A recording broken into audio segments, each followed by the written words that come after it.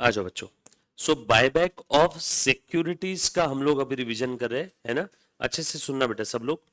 Basically buyback of securities का meaning क्या है ना, लिखो बेटा सारी चीजें। If company have surplus cash, sufficient cash, then such company में क्या क्या कर सकती है इस कैश का, बताओ तो जरा। में पे हाई डिविडेंड, लिखते जाओ मेरे साथ साथ में।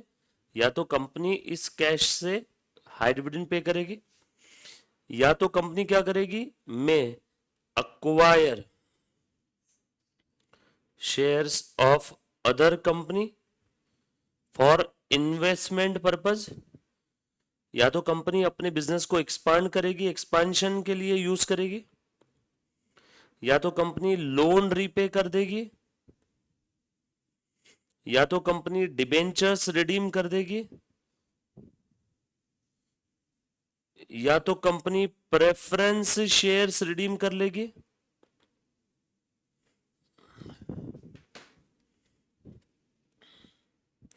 या तो ये कंपनी क्या करेगी,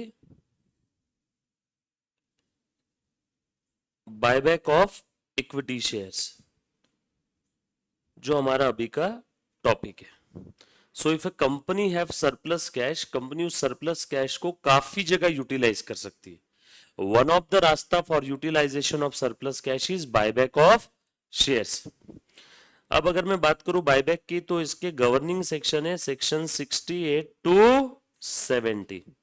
सेक्शन नंबर याद नहीं रखा तो भी चलेगा, बराबर। अभी ध्यान से सुनना, कंपनी ऐसा करती क्यों है, इसके पीछे का उद्देश्य, ऑब्जेक्टिव, एडवांटेजेस क्या क्या हो सकते हैं मुझे बताओ। ऑब्जेक्टिव्स ऑफ बायबैक, जब कभी भी कोई कंपनी अपने ही इशू किए हुए शेयर्स ओपन मार्केट में, या कंपनी ने अपने एम्प्लॉयज को शेयर्स इशू किए होंगे under the scheme of ESOP, तो कंपनी उन एग्जिस्टिंग शेयर होल्डर से, ओपन मार्केट से, या फिर अपने एम्प्लॉयज से जिनको ईसॉप के स्कीम के तहत शेयर्स दिए, कंपनी उनसे क्या कर रही है, अपने ही इशू किए हुए इक्विटी शेयर्स वापस खरीद रही है और उन्हें उनके पैसे लौटा रही है।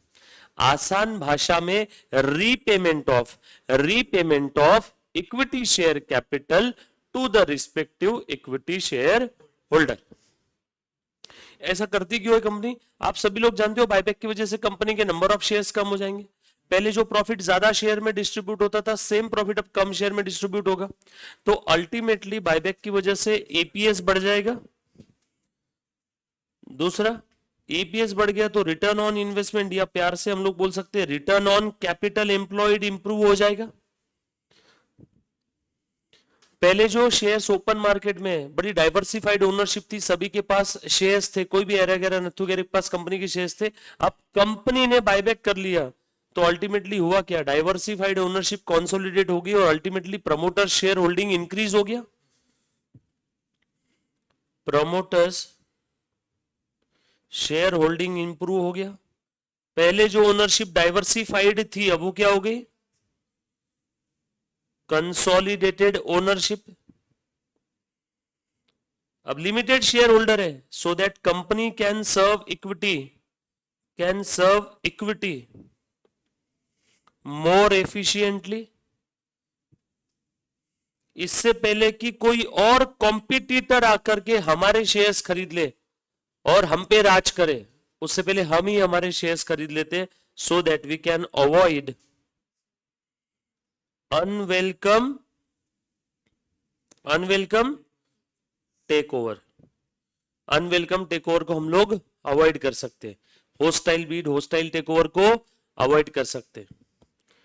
और आप सभी लोग जानते हो, एफएम आगे जाके पढ़ोगे, अगर आपने अभी तक नहीं पढ़ा है तो, सरप्लस कैश पड़ा रहना अच्छी बात नहीं है, कहीं ना कहीं उसे यूज करो, तो अच्छा एक तरीका है utilisation of surplus cash. Company के पास जो सरप्लस कैश पड़ा है, कंपनी ने कहीं ना कहीं उसे क्या कर लिया, यूज कर लिया। और इसके लिए कोई अलग से अथॉरिटी का अप्रूवल की भी जरूरत नहीं है, no approval from any authority required, you just need to follow the conditions given under the respective sections।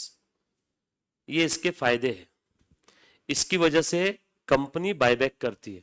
और काफी बार क्या होता है, आप सभी लोग जानते हो, बेजान मार्केट, स्लगिश मार्केट में कंपनी की शेयर की प्राइस जो होती है गिर रही होती है नीचे। अगर शेयर प्राइस फॉलिंग है तो इस गिरते हुए शेयर प्राइस को बायबैक की मदद से क्या मिल जाएगा, एक सपोर्ट, क्योंकि कंपनी अपनी ही शेयर वापस खरीदेगी तो मार्केट में ऑफर करेगी बायबैक के लिए, डिमांड पैदा होगी शेयर्स के लिए, डिमांड पैदा होगी तो उसकी प्राइस बढ़ेगी। इकोनॉमिक्स पढ़ा है सभी ने, किसी चीज की डिमांड अगर आ रही है तो उसका शेयर प्राइस बढ़ जाएगा, राइट। तो ये कुछ एडवांटेजेस है बायबैक के, बट इतना आसान नहीं है ये बायबैक के एडवांटेजेस जो है ये लेना इतना आसान नहीं, इसके लिए कुछ कंडीशंस आपको फुलफिल करनी होगी। So before buyback you have to fulfil some condition. So condition कौन कौन सी देखो जरा। सबसे पहली कंडीशन है कंपनी के आर्टिकल ऑफ एसोसिएशन में अथॉरिटी होनी चाहिए कि कंपनी बायबैक कर रही है, किसी थर्ड पार्टी की अथॉरिटी की जरूरत नहीं है, बट आर्टिकल ऑफ एसोसिएशन में तो लिखा होना चाहिए। दूसरा, स्पेशल रिजोल्यूशन आपको पास करना होगा, स्पेशल रिजोल्यूशन पास करने की जरूरत है। ये दोनों भी कंडीशन फुलफिल करने की जरूरत नहीं है, इफ, ये दोनों कंडीशन के लिए क्या है, exception, if your buyback is less than और equals to 10% of paid up equity share capital plus free reserve, then no need of any approval और स्पेशल रिजोल्यूशन। बस आपको करना क्या है, जस्ट पास बोर्ड रिजोल्यूशन। अगर आपका बायबैक आपके paid up equity share capital plus free reserve ये दोनों फिगर की टोटल करके इसका 10% या उससे कम का आपका रिसोर्स यूज हो रहा है बायबैक में, तो आप लोगों को बोर्ड रिजोल्यूशन पास करना होगा। बोर्ड रिजोल्यूशन बोर्ड मीटिंग में ही पास करना होगा, पोस्टल बैलेट से नहीं चलेगा। अगली कंडीशन, मैक्सिमम पॉसिबल बायबैक कितना है बेटा, 25% of number of equity shares as per latest audited balance sheet. अगली कंडीशन क्या है, maximum possible buyback will be 25% of paid up equity share capital plus free reserve divided by buyback price. इससे भी आपको एक नंबर मिल जाएगा, ऊपर वाली कंडीशन में भी आपको एक नंबर ऑफ शेयर्स मिल जाएंगे। कंडीशन नंबर 5 क्या है, पोस्ट बायबैक, बायबैक के बाद का debt equity ratio should not be more than 2:1। ये कंडीशन के लिए आप लोगों को करना क्या, एक ट्रिक बताइए। देखो बेटा, प्रश्न में जो डेट दिया रहेगा वो डेट लिख लेना, उसको 2 से डिवाइड कर दिया तो आपको मिल जाएगा रिक्वायर्ड इक्विटी। उस रिक्वायर्ड इक्विटी को हम लोग कंपेयर करेंगे एक्चुअल इक्विटी के साथ। एक्चुअल इक्विटी कहां से पता चलेगा, ये जो मैं ग्रीन पेन से हाईलाइट कर रहा हूं ये एक्चुअल इक्विटी है, ब्रैकेट में जो है। कंपेयर करने के बाद में अगर आपको ऐसा दिखता है कि एक्चुअल इक्विटी अगर ज्यादा है रिक्वायर्ड इक्विटी से, इफ इसका आंसर अगर पॉजिटिव आ रहा है, सी माइनस डी का आंसर पॉजिटिव आ रहा है, तो हम लोग बोल सकते हैं yes there is a scope of dilution. तो कितना हम लोग डाइल्यूशन कर सकते हैं, डिवाइडेड बाय, ये ट्रिक छोटी सी ध्यान रखना, buyback price plus face value is equal to आ जाएगा number of the shares that can be buyback under condition number 3।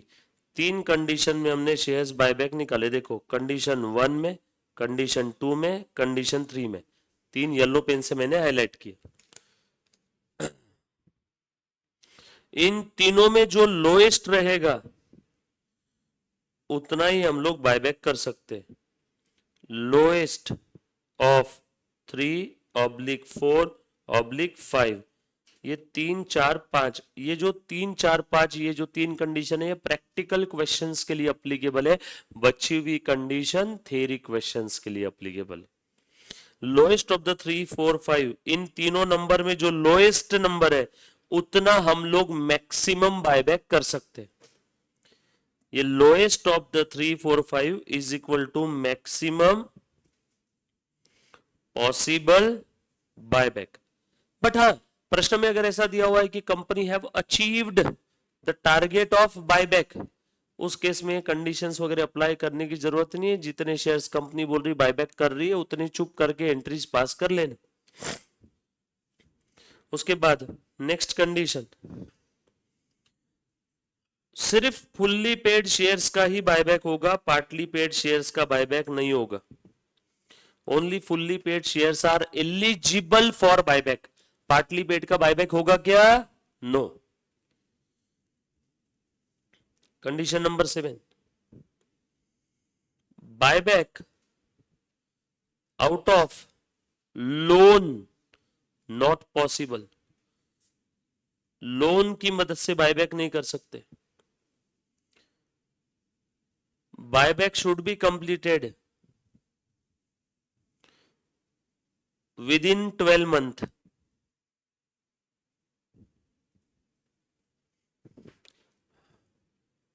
बराबर है, from the date of resolution. उसके बाद minimum gap between two buyback, 1 साल का मिनिमम गैप होना चाहिए। If company is listed, if company is listed company, then need to follow SEBI guidelines. ये guidelines आप लॉ में पढ़ोगे, थ्योरी में। अदर कंपनी के लिए क्या फॉलो करना है? Companies act.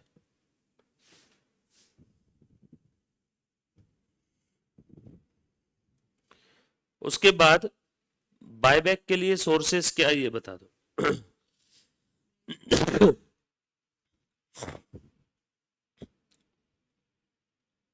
Sources of buyback. अभी तक बायबैक की मैंने जर्नल एंट्रीज नहीं बताई, मैंने बायबैक की कंडीशंस बताई, बायबैक के एडवांटेजेस बताए, मीनिंग बताए। बायबैक कहां कहां से कर सकते हैं? May be out of fresh issue of any shares और अदर स्पेसिफाइड सिक्योरिटीज, और out of free reserves. Free reserve का मतलब होता है ऐसा रिजर्व जो कि अदरवाइज अवेलेबल है फॉर डिविडेंड डिस्ट्रीब्यूशन, जो कि अदरवाइज अवेलेबल है फॉर डिविडेंड डिस्ट्रीब्यूशन, और आउट ऑफ सिक्योरिटीज प्रीमियम। एक चीज और बता दूं, just for the purpose of buyback, securities premium को हम लोग फ्री रिजर्व ही ट्रीट करेंगे। बरोबर, लिखा बेटा सभी ने? उसके बाद लिखा मुन्ना? उसके बाद एक एग्जाम्पल लिख लो तुरंत में, एक एग्जाम्पल लिखो।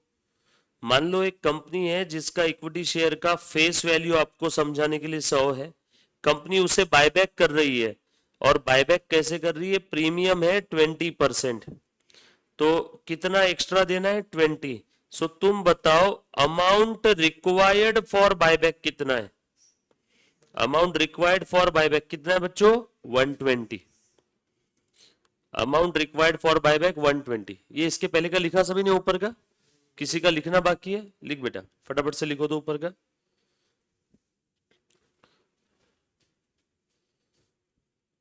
अमाउंट रिक्वायर्ड फॉर बायबैक कितना आ जाएगा? 120। यहां पे नॉमिनल वैल्यू और face value required for buyback कितना है? 100। Premium on buyback, premium on buyback कितना है बेटा? 20। यहां पे बायबैक की वजह से कंपनी का कैपिटल स्ट्रक्चर फेस वैल्यू से कम हो गया। जब भी कोई कंपनी शेयर्स इशू करती है तो फेस वैल्यू से ही कैपिटल बढ़ता है, बायबैक किया तो फेस वैल्यू से ही कैपिटल कम होगा। तो यहाँ पे कैपिटल स्ट्रक्चर कंपनी का फेस वैल्यू से रिड्यूस हो गया। इसकी वजह से थर्ड पार्टी क्रेडिटर्स जिन्होंने कंपनी को पैसे उधार दिए थे वो लोग बोलेंगे कि हमने जिस कैपिटल स्ट्रक्चर को देख करके आपको मनी लेन किया था, आपने उसी कैपिटल स्ट्रक्चर की मदर सिस्टर कर दी बायबैक कर करके। तो या तो उस गिरे हुए कैपिटल स्ट्रक्चर को फिर से रेस करो या तो हमारा पैसा रीपे करो। हमने बोला ठीक है, हम उस कैपिटल को फिर से रेस करते हैं। तो यहाँ पे कैपिटल कम हुआ 100 से, इसको फिर से रेस करने के दो रास्ते, या तो आउट ऑफ फ्रेश इशू जो ऊपर हमने सोर्सेस देखे थे ऑफ शेयर्स, और आउट ऑफ फ्री रिजर्व और सिक्योरिटीज प्रीमियम। हम लोग कहां ट्रांसफर करेंगे? कैपिटल रिडम्पशन रिजर्व में। सर ये फ्रेश इशू की वजह से कैपिटल बढ़ता है ये तो समझ में आया, but CRR is also as good as capital structure of the company, because आज नहीं तो कल कैपिटल रिडम्पशन रिजर्व किस में कन्वर्ट होगा? बोनस शेयर्स में, क्योंकि उसका एक ही यूज है, बोनस शेयर इशू कर सकते हैं सीआरआर की मदद से। सो यहाँ पे और यहाँ पे जो अमाउंट आएगा, यहाँ का जो अमाउंट रहेगा, ये अमाउंट क्या होना चाहिए? Face value actually received. अगर ये किसी को समझ में नहीं आए तो ये क्या रहेगा? फेस वैल्यू और issue price of the share. ये जो फ्रेश इशू हो रहा है ना, इनका फेस वैल्यू और issue price whichever is lower, ये इंपॉर्टेंट है। काफी बार आप लोगों को नंबर ऑफ शेयर्स निकालने के लिए बोलते हैं, बोलो फ्रेश इशू में कितने नंबर ऑफ शेयर्स इशू कर रहे हैं मल्टीपल चॉइस क्वेश्चन में। तो वहां पे यहाँ की जो भी अमाउंट आ जाएगी, मान लो ये अमाउंट आपको दिया हुआ है, तो ये अमाउंट रहेगी बैलेंसिंग फिगर। तो this amount divided by face value और issue price whichever is lower figure कर दिया तो आपको नंबर्स मिल जाएंगे, बरोबर ना? और उसके बाद ये वाली अमाउंट हम लोग यहां से ट्रांसफर कर देंगे। अब इन सबकी एंट्रीज भी सुन लो बेटा एक बार। एंट्री, सबसे पहली एंट्री कौन सी रहेगी? कैंसलेशन की। Equity share capital account debit, premium on buyback account debit to equity shareholders 120 120। मान लो इसके लिए फ्रेश इशू हो रहा है, आपको समझाने के लिए 10 शेयर्स इशू कर रहे हैं at discount of 10%, face value 10 है। बताओ बेटा मैं यहाँ पे ये वाली फिगर कितनी लूंगा? 10 share multiplied by face value 10, issue price कितनी है? 9, which ever is lower 9, so 10 into 9 90। लेकिन एंट्री करते समय हम लोग लिखेंगे ना पूरी, bank account will be debited 90, discount on issue of shares account debit 10 to equity share capital 100। But यहाँ पे अमाउंट कितनी आएगी? 90। ये 90 आ गई तो यहाँ पे बैलेंसिंग फिगर कितना आएगा? 10। ये कहां से? फ्री रिजर्व और security premium account debit to capital redemption reserve कितना आएगा? 10। Nominal value required for the purpose of buyback taken out of free reserve or security premium transferred to CRR just to maintain the capital structure of the company। और इसको right of कर देंगे। इसके लिए दो रास्ते हैं, फ्री रिजर्व और securities premium account debit to premium on buyback. कितना है? 2020। लास्ट वाली एंट्री कौन सी रहेगी? फाइनल सेटलमेंट की। ये सबने लिखा क्या? Equity shareholders to bank, पहली entry, second, third, fourth, fifth. ये एंट्रीज के पीछे की वजह समझ में आई इन सभी को? कौन सी एंट्री हम लोग क्यों कर रहे हैं? पक्की बात? डन? यहां तक किसी बच्चे को कोई डाउट समस्या? सिंपल है। ये ही हमने पूरे टॉपिक में बार बार अप्लाई किया। और कौन सी कंपनी बायबैक नहीं कर सकती बताओ तो जरा। अगर देखो बेटा, no company can buyback its shares by itself or through its subsidiary or through investment company if a company may default in the repayment of deposit, in the redemption of preference shares, in the redemption of debentures या कोई statutory dues या उसके ऊपर interest या preference shares का dividend ये repay करने में डिफॉल्ट किया तो वो कंपनी बायबैक नहीं कर सकती। ये बात समझ में आई सभी को? पक्की बात? डन? ओके, ये था बेटा आपका बायबैक का टॉपिक।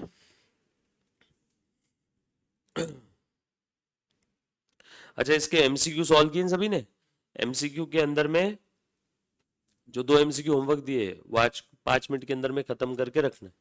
एमसीक्यू के अंदर में जो एमसीक्यू कौन सा था 11 14 कौन से 2-3 एमसीक्यू थे ना, जहां पे आपका जहां आपका गलत हुआ वो सब इंपॉर्टेंट है, वो मार्क करके रखना।